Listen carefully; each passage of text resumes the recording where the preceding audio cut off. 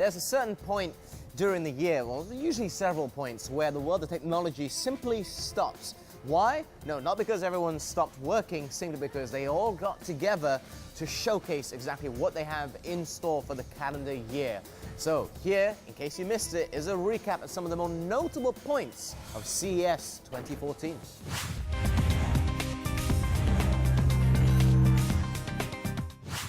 First product we're going to look at is the Sony Z1 Compact. It's a 4.3-inch device, but one that does not sacrifice, all the high-end specs we've come to expect from a lot of brands out there. You could effectively say it bridges the gap between, say, the iPhone and the herd of 5-inch or more Android phones out there as well. This one really is awesome. The only compromise being a smaller battery, but it more than makes up for that in other aspects of it. It really is something to look forward to. Sony has announced a mini version of its flagship Sony Xperia Z1 smartphone at CES 2014, and it is the Sony Xperia Z1 Compact. Not just it looks familiar, it also features the same waterproof design and the same constructive methods as its predecessor.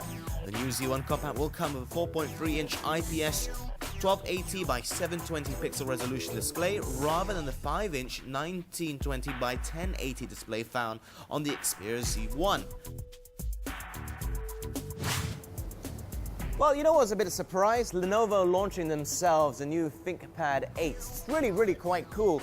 And for me, it's the first viable and real option to the iPad mini Retina display. Simply because it looks nice, it works great, and there's a whole host of accessories you could plug in from a mouse to a keyboard. It's a Windows tablet, which hopefully won't be too expensive, and it's all packaged together nicely to give you something which is a great go-to tool for all the office users out there. ThinkPad 8, a new Windows 8.1 tablet launched by Lenovo at CES in Las Vegas, which is quite akin to the Surface but smaller 8.3-inch form factor. Comes in both Wi-Fi and LTE variants. The device features a 2.4 GHz Intel Atom Bay Trail processor, 8 hours of battery life from a single charge. The first Pebble watch was pretty nifty, I have to say, but the new one, Pebble Steel, now this is a whole different ball game. All the plastic we saw before has now been replaced by forged steel, therefore the name Pebble Steel. The side buttons are much better. In fact, now they've turned these smartwatch really into a must-have fashion accessory for all the tech heads out there. And it's probably the only one I can really recommend in that category. The Pebble Steel connects to your mobile phone, be that Android or iPhone, and delivers notifications as they happen to your wrist, so you can be kept in the loop as to what's happening. In terms of aesthetics, the Pebble Steel is now a lot better suited to formal wear than before. It looks smart, and it is a good thing. As with the watch itself, while the display and software experience looks the same, the charging ports are different. The buttons are now all metal too, and it feels great, leaving us with a great sense of quality. I spend a lot of time in my living room watching TV, playing video games, whatever. So whenever something comes up which could just tie everything all into one, I get very excited, which is why I have to show you the Snakebite Viper. It's really rather nifty.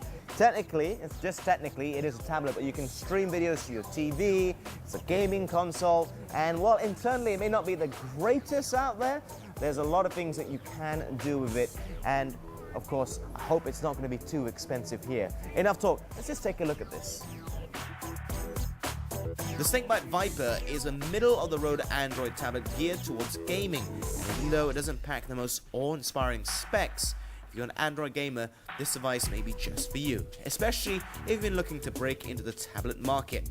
The tablet sports a 7-inch screen, runs on Android 4.2 with its 1.6 GHz quad-core processor, could handle a good amount of mobile gaming. It packs with a docking station, so you can easily be mirrored via HDMI. It also comes with optional Bluetooth gaming controller, so that gaming with the tablet can be easier than ever. Samsung have come out with something rather interesting. Their Giga Sound series pretty much is about the size of a trash can or something, but wow, does it kick a punch, and at that size, it should. There's more refinement from what we've seen from the series before, with the controls, for example, on one of the speakers, as opposed to being a standalone unit. Now, when I say it packs a punch, it really does. I mean, the bass itself will probably deafen you. So it's not going to come across the TV screens, but take my word for it, it really is something to look at. And of course, the ability to plug it into so many different sources, including Samsung TVs.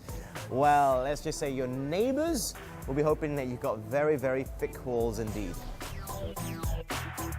For 2014, Samsung is expanding its Giga sound system line to 3 models, including the mid-range MX-HS8500. Samsung rates a 2.2-channel audio system at 2,500 watts of power, including 2 15-inch subwoofers. The MX-HS8500 also sports wheels on the bottom, making it easy to transport to where the party is. There's also built-in Bluetooth, plus the MX-HS8500 can wirelessly connect to a compatible Samsung TV if you like to use the system as your TV speakers.